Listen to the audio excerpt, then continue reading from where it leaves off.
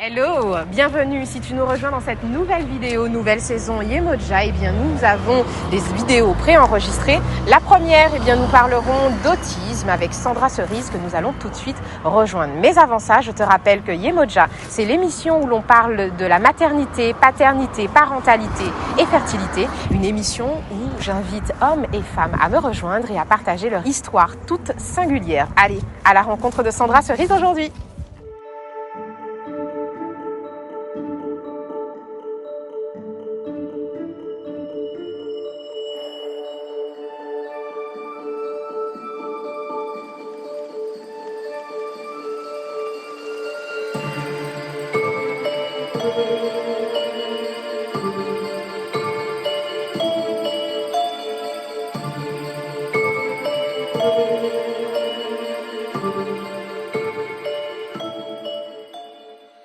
Bonjour Sandra. Bonjour. Eh bien écoute, je suis ravie de te recevoir dans ce nouvel épisode de Yemoja, Parlons bébé. Aujourd'hui, comme je le disais en introduction, on va parler de l'autisme. Pourquoi je t'ai choisi toi ? Eh bien écoute, tu as 3 enfants, en l'occurrence 2 filles et un garçon. Et celui qui est concerné par l'autisme, c'est ton aîné, ton garçon qui a 20 ans, si je calcule bien. Un grand jeune homme. Et oui, un grand jeune homme, et qui est concerné du coup par l'autisme. Mais avant de rentrer dans le vif du sujet, qui est Sandra Cerise ? Alors, Sandra Cerise, donc c'est une maman de 43 ans. J'ai 3 enfants, je suis mariée. J'aime beaucoup partager, donc j'ai une chaîne YouTube. Et puis, je me consacre pleinement à mes enfants parce que moi, étant petite, je n'ai pas eu cette chance. Donc, c'est quelque chose qui est très important. Et en fait, toutes mes activités et toute ma vie est autour de ça. Très bien. Simplement. Très bien. Donc du coup, on disait ton aîné, première grossesse, qui du coup est autiste. Est-ce que pendant cette grossesse, tu as eu l'impression, peut-être même l'intuition que quelque chose n'allait pas déjà à ce moment-là, ou est-ce que c'était peut-être une grossesse normale finalement ? C'était la meilleure grossesse des 3. Eh ben, tu vois comme quoi. Très bien. Je n'ai rien eu, pas de nausées, je dormais parfaitement, pas de douleur nulle part. Après, peut-être c'était l'âge, puisque j'avais 22 ans, quelque chose comme ça, 23 ans. Donc, oui, c'est ça, 23 ans. Mais c'était la meilleure grossesse. C'était le seul truc, souvenir que je n'aimais pas trop qui me reste, c'était que j'avais des envies bizarres. Mais ça, je pense que c'est un peu tout le monde. C'est-à-dire, j'aimais les choses qui étaient amères. Alors qu'en temps normal, je ne supporte pas ça. Tu supportes pas ça. Donc, ça peut être des pamplemousses. Ouais, les trucs, en temps normal, je fais une grimace quand je vois ça. Et là, j'avais envie, je le buvais, je faisais la grimace, mais j'en voulais encore. C'est le seul truc qui me reste. Mais sinon, tout était parfait. Je n'ai même pas eu la grippe. Rien. Eh ben, tu vois, comme quoi, eh ben, ça ne commençait pas en tout cas à ce moment-là, puisqu'on l'a dit, l'autisme commence plutôt dès la petite enfance et se poursuit du moins jusqu'à l'âge adulte. Donc, à quel âge est-ce que ton fils a été diagnostiqué autiste ? Honnêtement, moi, j'ai vu qu'il y avait quelque chose qui n'allait pas, si on peut dire ça comme ça, quand il était vraiment tout bébé et que je lui donnais le sein. Je m'en suis rendu compte parce que quand je regardais à la télé, quand on donnait le sein, on avait l'impression que c'était un moment privilégié entre la maman, le bébé, le petit qui te regarde, qui serre ta main très fort, des choses comme ça. Et moi, quand il prenait le sein, il fermait les yeux, mais très très fort, on voyait tous les plis, vraiment pour pas me regarder. Et quand il avait fini, voilà, pour le redresser, pour qu'il fasse son rot, c'est là qu'il ouvrait les yeux. Si je voyais qu'il avait encore faim, je le recouchais, il refermait les yeux. C'était vraiment, on avait l'impression qu'il ne voulait pas me voir.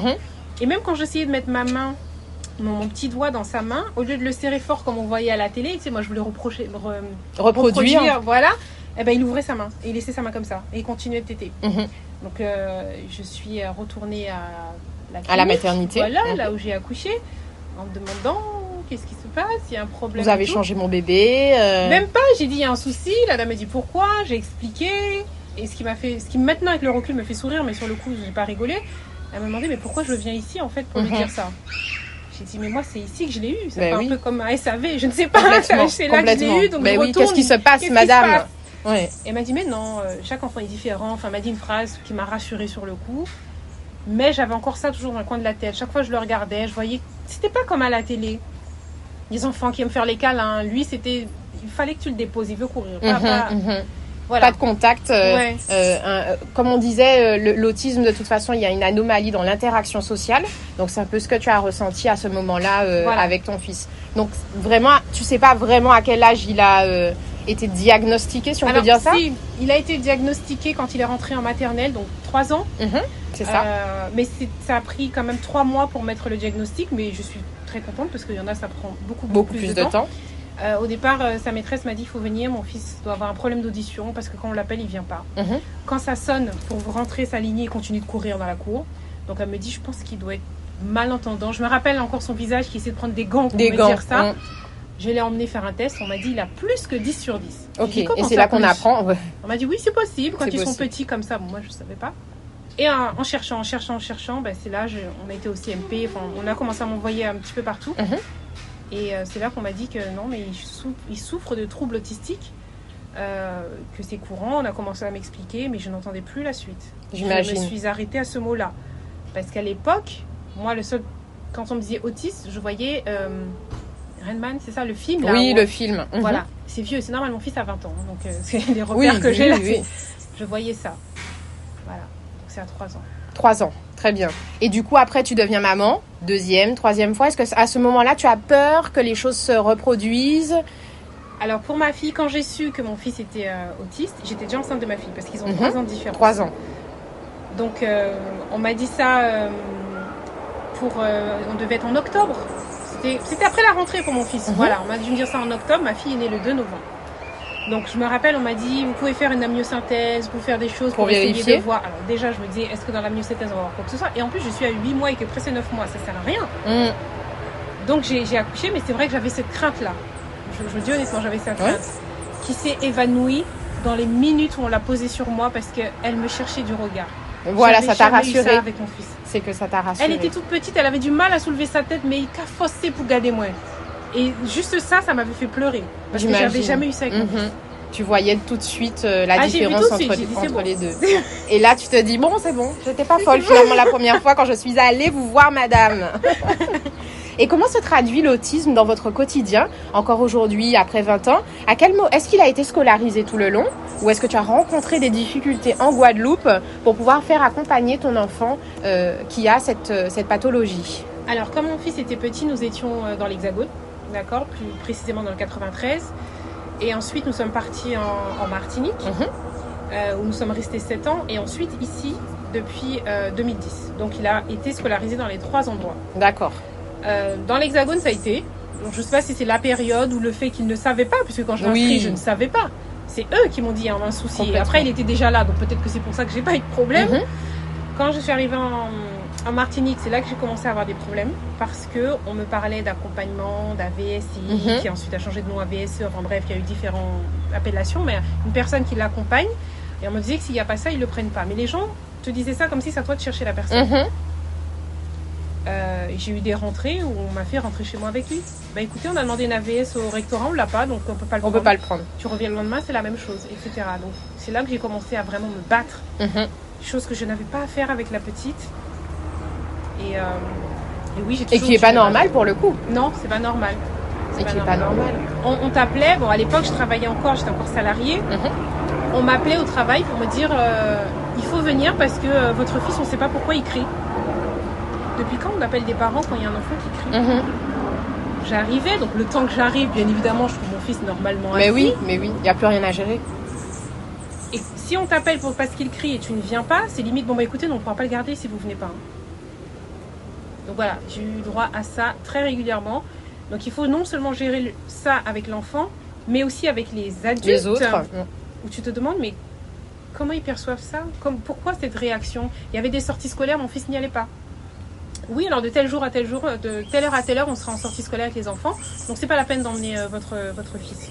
Parce qu'ils n'avaient pas envie de le gérer. Voilà, oui, mais on sera à l'extérieur, c'est compliqué, on ne sait pas comment il va réagir. Si vous ne l'emmenez pas, on ne saura jamais. Ah non, madame, c'est compliqué, on ne peut pas. Voilà, ou la VS est malade, on ne le prend pas. La prof est malade, mais la VS est là, on ne le prend pas. parce qu'ils se disent que les autres enfants, ils vont les disperser avec d'autres maîtresses. Mais lui, non, c'est compliqué, les autres maîtresses ne veulent pas. J'ai demandé, elles m'ont dit non. Et est-ce qu'à un moment, tu t'es dit, je le déscolarise, c'est fini, on arrête? J'ai eu un moment, parce que j'avais l'impression que les autres parents étaient avec moi. C'est peut-être naïf ce que je disais, j'avais cette impression-là. Jusqu'à un jour où le directeur m'a dit, vous savez, votre fils, je l'ai mis dans une classe. Les autres parents, à la rentrée, il m'a demandé si je voulais parler de l'autisme, etc. Donc j'ai parlé pour démystifier un petit peu tout ça, pour que les gens puissent comprendre qu'ils sont nombreux, il y en a beaucoup, etc. Et le lendemain, il m'a dit, suite à mon intervention, il y a beaucoup de parents qui ont demandé à enlever leur enfant de la classe de mon fils. Carrément.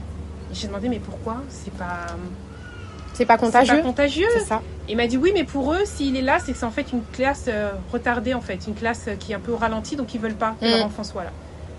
Et là, j'ai compris qu'en fait, non, il n'y a pas de parents avec moi, en fait. Je suis vraiment seule avec mon fils. Voilà. Et là, à ce moment-là, j'ai eu envie de l'enlever. Parce que je me suis dit, pourquoi je dois me battre pour que les gens l'acceptent alors que personne ne veut de lui? Est-ce que c'est bien, ça, de me battre pour ça? Parce que, tu sais, il y a un moment, tu te poses des questions. Mais bien sûr, et c'est normal. Est-ce que c'est vraiment bien? Est-ce que c'est pas mieux que je le garde à la maison, que je fais l'école à la maison? Enfin, voilà, je me suis posé plein de questions.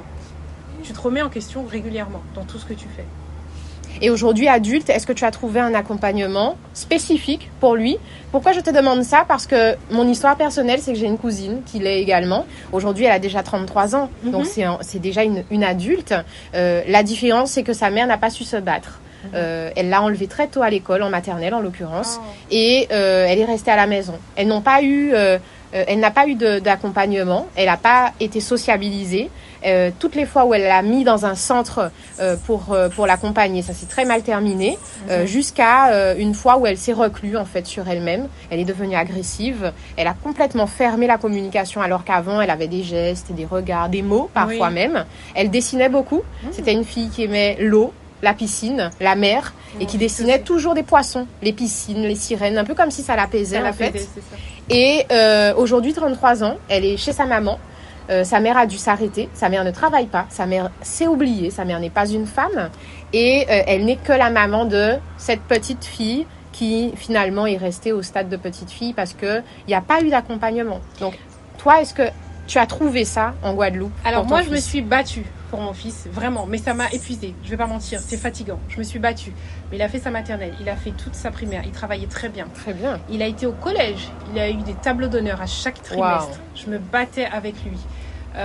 Il a eu son diplôme. Alors ça s'appelle pas le brevet des collèges quand on est en situation de handicap, il y a un autre nom, ça me revient pas là, mais c'est équivalent. C'est-à-dire qu'il y a moins d'écrit, tout se fait à l'oral, ton brevet en fait. Ok, très bien. Tout est à l'oral. Donc on pourrait penser que c'est mieux, mais pour un autiste, pas forcément. L'oral, parler, regarder les gens, oui, c'est compliqué. Voilà. Et d'ailleurs, on a ce peut-être cet inconscient de se dire qu'il ne parle pas. Ma cousine, par exemple, ne parle pas. Moi, mon fils, il parle, il sait lire, il sait écrire, mais je me suis battue pour tout. Lui apprendre à signer, lui apprendre à écrire, tout. Il était scolarisé que le matin, sauf quand je suis venue en Guadeloupe parce que j'ai rusé. Parce que quand je suis arrivée ici, ils m'ont demandé, il est scolarisé à temps plein? J'ai eu un éclair, j'ai dit oui. Alors qu'en fait, non, en maternelle et même avant, il était que le matin, il ne voulait pas toute la journée. Donc elle a écrit toute la journée. Toute la journée. Et depuis, il est resté toute la journée. Nickel. Mais c'était de la ruse, mais qui a fonctionné. Et ça a fonctionné. Donc du coup, c'est ça. Après, par contre, après le collège, il a arrêté parce que lui, ce qu'il aime, c'est cuisiner. Donc on s'est renseigné pour pouvoir le faire rentrer dans un ESAT pour qu'il puisse faire. Donc c'est une structure spécialisée. Voilà. Sauf que quand il a fait un stage, on m'a dit le souci c'est qu'il est très lent. Mon fils, c'est vrai, il est lent à faire des choses et il aime pas qu'on le bouscule. Oui. Il m'a dit en cuisine, c'est pas possible. On te bouscule dans les cuisines pour livrer à temps. Donc on m'a dit c'était pas possible. Et du coup, je l'ai mis dans un ESAT pour apprendre la blanchisserie, donc faire autre chose à Marie-Galante parce qu'il y a très peu de structures ici en Guadeloupe, pour dire quasiment pas.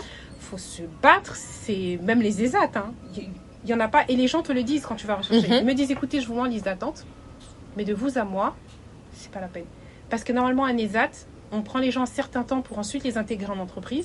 Sauf que les entreprises n'embauchent pas. Oui, déjà, quand tu n'as pas d'handicap, c'est compliqué. Voilà. Donc là, en plus d'un handicap, ils n'embauchent pas. Donc le circuit s'arrête là. Donc ça veut dire que ceux qui sont là, ils sont là à vie. D'accord. Donc vous, quand vous voulez vous inscrire, on vous dit qu'il n'y a pas de place, mais ça sert à rien de revenir. Parce que moi, je revenais tous les mois. Ah, moi, j'ai déterminé. Tous les mois, je revenais. Ça en est où pour le dossier de mon fils? Et à un moment, je pense que le gars, il en a eu marre de me voir tous les mois. Il m'a dit, écoutez, je vais vous dire franchement, ça bougera pas. Hein. Il m'a dit, malheureusement, c'est comme ça. Donc, J'ai mis en ESAT à Marie-Galante en me disant c'est pas trop loin, il rentre le week-end, ça lui fera du bien, ça nous fera il voit du bien du monde. aussi. Ça me permet moi aussi de souffler, de me retrouver en tant que femme et en tant que maman pour les autres, pas tout le temps le mettre lui en avant et les autres attendez. Donc ça m'a permis de donner plus de temps aux deux autres derrière. Et je l'ai enlevé parce qu'il y a eu un souci dans l'autre... dans le centre, il y a eu un enfant qui a été violé. Je ne sais pas si vous avez entendu ça. Et du coup, j'ai enlevé mon fils.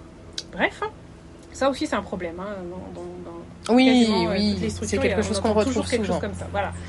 Donc, je l'ai enlevé. Et depuis là, il est à la maison. Donc ça veut dire que tu t'es sacrifiée. Est-ce que tu as cette impression, d'ailleurs, de t'être sacrifiée en tant que femme pour le bien-être de ton fils? Parce qu'autour, il n'y a pas d'accompagnement, en fait. Oui. Je ne vais pas mentir. Oui. J'étais assistante de direction, j'ai fait des études pour ça, je me suis arrêtée au BTS d'assistante de direction, j'ai exercé ça pendant près de 10 ans. J'ai dû arrêter pour m'occuper de mon fils parce que déjà quand il est scolarisé que le matin, comment tu fais quand tu travailles? Et même quand il est que le matin, on t'appelle, t'es à peine arrivé au boulot parce qu'il crie, il veut pas se ranger alors que ça a sonné. J'ai été licenciée plusieurs fois parce qu'il y a des patrons qui nous écoutaient, mais restez chez vous. Ils ne pouvaient pas comprendre. Oui, c'est mais écoutez, nous, je vous comprends, vous avez votre enfant, mais il faut nous comprendre aussi, on a besoin de quelqu'un là. Et à force de me faire licencier, de retrouver un boulot, etc., il y a un moment, je me suis dit, il faut arrêter. Et du coup, j'ai créé mon entreprise, une petite structure, mais au moins, ça me permet de travailler quand je veux, où je veux, d'être à plein temps avec mon fils et de pouvoir continuer de le faire évoluer. En ce moment, on travaille toujours sur son autonomie. Donc, il sait cuisiner, il sait repasser, faire la vaisselle, lancer des machines.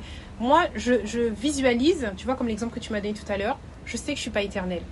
Et je ne veux pas, quand je ne serai plus là, que ce que je fais, que l'une de ses sœurs le fasse. C'est ça. C'est-à-dire qu'elles doivent arrêter l'école pour s'occuper de son grand frère. Ou arrêter de travailler si entre-temps, parce que j'espère que le Seigneur va me garder le plus longtemps possible. Mais je ne veux pas qu'elle se sacrifie. Par exemple, pour sa sœur souhaite être hôtesse de l'air.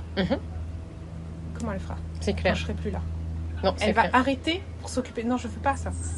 Et c'est vrai que cette réalité-là, c'est celle que vit, c'est celle que vit ma famille, hein, parce que clairement, demain, c'est exactement ce qui va se passer. Il n'y a rien d'autre qui va pouvoir se passer parce que elle n'a pas été accompagnée dans un sens ou dans un autre pour l'aider à être plus autonome. Donc forcément, demain, il y aura cette réalité qui va se poser parce que maman sera plus là, papa sera plus là et que la seule personne qui va rester, c'est la grande sœur qui va devoir à son tour se sacrifier ou trouver un centre, mais il n'y en a pas. C'est ça. Il n'y en a pas. Ou on t'envoie à Montéran. C'est ce que j'ai appris qu'on t'envoie à Montéran, qu'on te gave de médicaments qui ne sont pas adaptés parce que c'est pas une maladie en fait. Mon fils a été, il a fait un petit séjour là aussi, mais c'est pas du tout adapté pour ça. Sa place n'est pas là. Aucun autiste de toutes les façons. Et sinon, on m'a proposé de l'envoyer à l'étranger, dans des centres, mais je le vois à quel moment? Et si moi, je veux quand même pouvoir le voir. S'il part loin, comme ça, j'aurais l'impression de l'avoir abandonné. Et s'il y a maltraitance ou quoi que ce soit, je ne serais pas au courant. Je veux pouvoir le voir. C'est-à-dire que si vraiment je n'arrive pas à le rendre autonome, parce qu'attention, il y a différents types d'autisme. C'est pas tous qui peuvent être autonomes.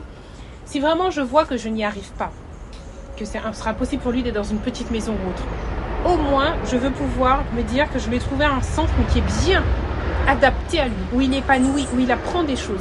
Pas un truc où il est là à regarder par la fenêtre et on lui donne des médicaments du lundi au dimanche. Du lundi au dimanche, c'est clair.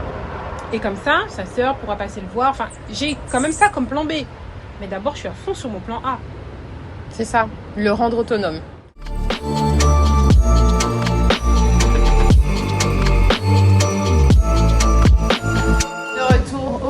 Nous sommes cette fois-ci au Yodis Club qui nous accueille pour cette deuxième partie de votre émission Yemoja, une émission où l'on parle de maternité, paternité, parentalité et fertilité. Deuxième partie de l'émission toujours avec Sandra Cerise où nous aborderons cette fois-ci l'autisme toujours, mais comment il se vit au quotidien au sein du foyer en tant que parent. Alors Sandra, dis-nous, quel est aujourd'hui ton quotidien type dans la famille, l'interaction entre ton fils et ses sœurs et vous? Alors, le matin, c'est là où je profite, moi, pour avoir du temps pour travailler, donc à la maison.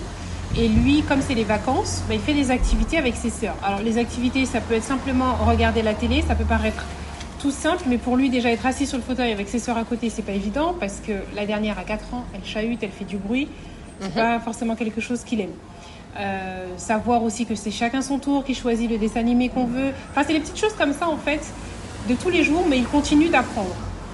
Moi, je continue son autonomie aussi au niveau de l'hygiène, c'est-à-dire qu'il puisse se débrouiller tout seul. Et ensuite, l'après-midi, on passe à l'apprentissage. Ça peut être tout simple. Aller dans un magasin et lui dire, voilà, je te donne tel montant. C'est des petits montants, ça va être 10-20 euros maximum. Achète-toi, par exemple, ton goûter pour la semaine. Et je le suis. D'une part, il faut qu'il se repère dans le magasin, dans les rayons. Il faut qu'il regarde le prix. C'est très difficile pour lui parce qu'il confond les prix qu'il y a en tête de gondole, mais qui ne sont pas forcément le produit qui est juste là. Ensuite, il faut qu'il calcule est-ce qu'il a suffisamment, est-ce qu'il a dépassé et tout. Et on s'arrête là pour l'instant parce que c'est trop difficile jusque-là. Quand il y arrivera, on continuera à combien de monnaie elle va te rendre. Mais on avance progressivement. Il y a quelques mois, c'était simplement dire bonjour à la caissière. C'est pas grand-chose pour nous, mais pour lui, à notre échelle, c'est vrai. Il venait, il disait bonjour, même s'il était avec quelqu'un d'autre ou qu'elle tournait la tête, qu'elle faisait autre chose. Fallait non, attends qu'on te regarde pour. Voilà, c'est des petites choses. Oui, qui ont l'air banales pour nous parce que nous, on sait maîtriser, mais qui sont une montagne pour lui. Voilà, c'est pas logique comme nous on pourrait dire. C'est vraiment un apprentissage pour lui tout ça. Attendre son tour, être dans la file d'attente, c'est ton tour de dire bonjour. Et que si elle ne te répond pas, c'est pas grave, parce que j'ai eu ce cas-là aussi où des fois elle ne répondait pas, il est resté à répéter bonjour 3 fois. C'est moi qui ai dû venir dire c'est pas grave, donne ton article. C'est des choses. Oui. Mais et pour lui, c'est pas normal. On a dit, tu dis bonjour, donc il attend. Il regarde la fille, où est ton bonjour? D'ailleurs, ça nous ramène à notre réalité, où c'est vrai que parfois on ne répond plus. Oui, des fois la caissière peut être dans son truc, enfin bref, X raisons. Mais quand on lui apprend quelque chose, c'est carré, c'est comme ça. Et quand ça rentre pas, il y a un problème, il bug. La première fois que je l'avais envoyé dans la petite boutique à côté de la maison me prendre des œufs, il n'y en avait pas, il n'est pas sorti du magasin. C'est quand je vois qu'il sort pas que je rentre, il me dit, le monsieur a dit, il n'y en a pas. Reviens, sors. Mais pour lui, c'était pas là. Donc, c'est ça, c'était pas logique parce que tu l'avais envoyé acheter des œufs, il devait pas revenir sans œufs. Voilà, fallait qu'il trouve des œufs, donc il est là, il réfléchit comment je fais. Donc c'est ça l'apprentissage que je fais à la maison. C'est plus, on n'est pas sur des calculs, des divisions, des choses comme ça. Et comme sa sœur va apprendre les langues à l'université, eh ben, il s'est mis à l'anglais aussi. Top. Très très bien. Et il parle bien anglais. Eh ben dis donc, tu vois, c'est top parce que ça donne aussi un peu d'espoir et ça donne un autre visage de l'autisme. C'est aussi pour ça qu'on fait l'émission, sans se le cacher. C'est de donner un autre visage à toutes ces pathologies qu'on traite souvent mal, faut le dire, qu'on ne connaît pas et dont on a peur parce qu'on s'imagine qu'un autiste c'est quelqu'un qui se casse la tête sur les murs et qui n'arrive pas à parler, qui est violent, qui est difficile à gérer et dont on ne comprend absolument pas le fonctionnement. Moi, donc ça donne de l'espoir. Chapeau pour ce que vous faites parce que c'est vrai qu'on ne parle pas assez et encore moins des adultes. Oui. Le peu de fois où on va parler des autistes, ça va être des enfants et ça va être toujours 2 cas, soit qui sont vraiment un autisme lourd, on va dire, on appelle, ou alors un autisme plus léger, ceux qui sont limite des génies. Et les gens, quand je leur dis mon fils est autiste, ils s'imaginent que c'est l'un des deux. Oui. Non. Il y a déjà des cases en fait. Voilà. Non, il n'a pas de don particulier, il n'a pas de retard mental. Par contre, oui, il n'est pas comme un autre enfant de 20 ans que tu vas mettre à côté parce que à cet âge-là, on va parler de filles, on va parler de... Voilà, tu vois, mon fils, lui, il est à fond sur l'informatique, sur les jeux, sur... Et d'ailleurs, ce rapport à l'amour et aux filles, comment est-ce que tu l'abordes? Mais je le questionne plusieurs fois parce que je t'avoue que ça m'inquiète quand même. Enfin, j'appréhende, c'est plutôt ça le mot. Je me dis, le jour où il va être amoureux de quelqu'un, qui va bien aimer voir une fille, comment ça va se passer? Mais non, pour lui, non. Et le pire, tu lui poses la question, c'est limite tu l'agaces. Non, il n'y a pas une fille qui t'aime bien fort. Non. Donc, voilà. Chaque chose en son temps. Ça viendra. Mais c'est vrai que j'appréhende ça. J'imagine. Mais qu'est-ce que sa pathologie finalement a apporté, t'a apporté déjà, toi, en tant que femme, et a apporté à ta famille? Alors moi, elle m'a montré sa pathologie qu'on est tous dans un moule. Je ne m'en rendais pas compte, en fait. Lui m'a montré qu'en fait, qu'il y a d'autres choses dehors, qu'on peut être en dehors, même si les autres vont te regarder bizarrement parce que tu n'es pas dans le moule, mais tu peux faire autre chose. Tu n'es pas obligé de faire comme tout le monde, tu n'es pas obligé d'avoir la même réaction que tout le monde et de cesser de s'occuper du regard des autres. Et au départ, moi je n'étais absolument pas comme ça. Quand il était petit et qu'il criait dans les magasins, j'avais envie de rentrer sous terre. Malcolm, arrête. Enfin, c'était... Voilà, lui m'a vraiment libérée de ça, du regard des autres, de ce que les autres pensent, d'être moi. J'ai envie de faire quelque chose, je le fais. Tu le fais. Voilà, et à la famille, je dirais à ses sœurs, il leur a appris la tolérance. Puisqu'ils voient déjà comment moi je me bats, ils voient les difficultés. Sa sœur me disait dernièrement qu'elle se rend... Elle voit vraiment la chance que l'on a d'être scolarisée. Parce qu'elle a pu voir que pour son frère, c'était un combat. Et elle me dit, elle ne comprend pas d'autres enfants qui sont à l'école, mais qui n'ont pas qu'à travailler. Enfin, ils sont là. Elle me dit, quand je vois comment tu t'es battue pour Malcolm, Et nous, on l'a, on nous le donne. Et il y en a qui ne le savourent pas. Donc ça, je pense que c'est parce que son frère a cette pathologie. Parce qu'il n'y aurait pas eu ça. Oui, certainement qu'elle n'aurait pas eu cette réalité-là en face d'elle, quoi. Donc c'est ça que ça nous a appris. Et puis la petite qui a 4 ans, je pense pas qu'elle s'en rend compte vraiment. Alors elle voit qu'il y a une différence parce qu'elle ne lui demande pas des choses. Par exemple, nous, elle va nous demander de l'eau. Enfin, tu sais, comme tu demandes au plus grand, je peux avoir une glace, je peux avoir ceci. À son frère, elle ne lui demande rien. Parce qu'elle a compris qu'il ne fallait pas être dans l'interaction avec lui. Mais est-ce qu'elle a vraiment compris ce qu'a son frère? Je pense pas. Est-ce que tu en parles avec elle? Je lui dis, mais avec des mots d'enfant. Donc, est-ce qu'elle comprend vraiment? Parce qu'elle n'a pas l'air... Je dis, tu sais... Mais après, les enfants ne sont pas dans le jugement. Ils n'ont pas... C'est ça. Ils sont sans filtre, en fait. Et c'est tellement magnifique quand je la regarde. Quand je vois ça, je me dis, mais à quel moment on a perdu ça? C'est vrai. C'est vrai. Et quel conseil tu donnerais à une famille guadeloupéenne qui vit ton quotidien et qui ne réussit pas finalement aussi bien que toi tu réussis aujourd'hui? Parce que moi je considère que tu réussis, très clairement. C'est bien.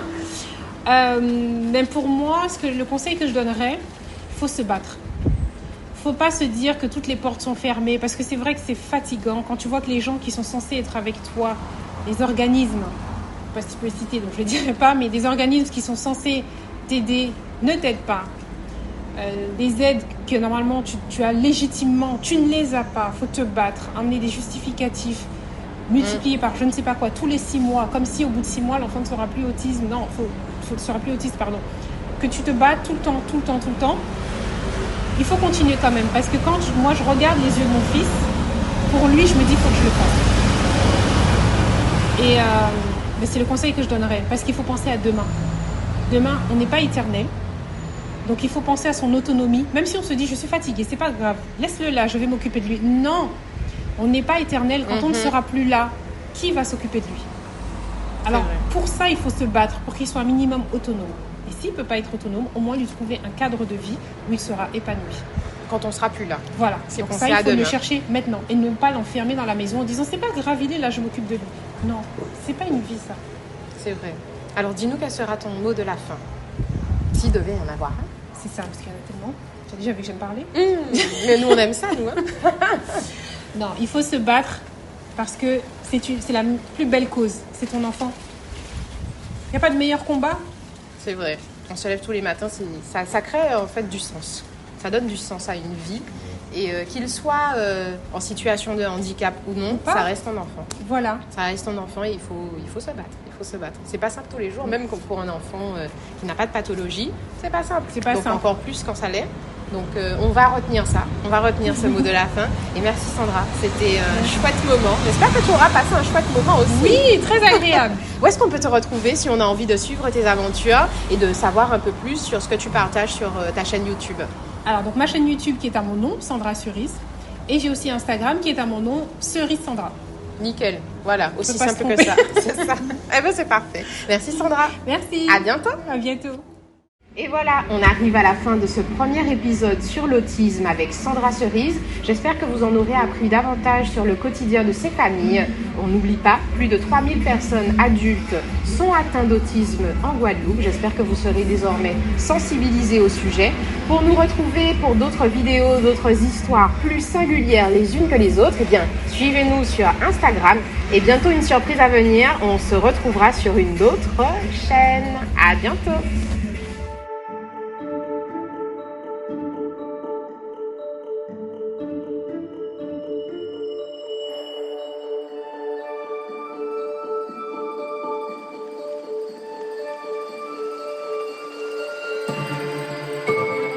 Thank you.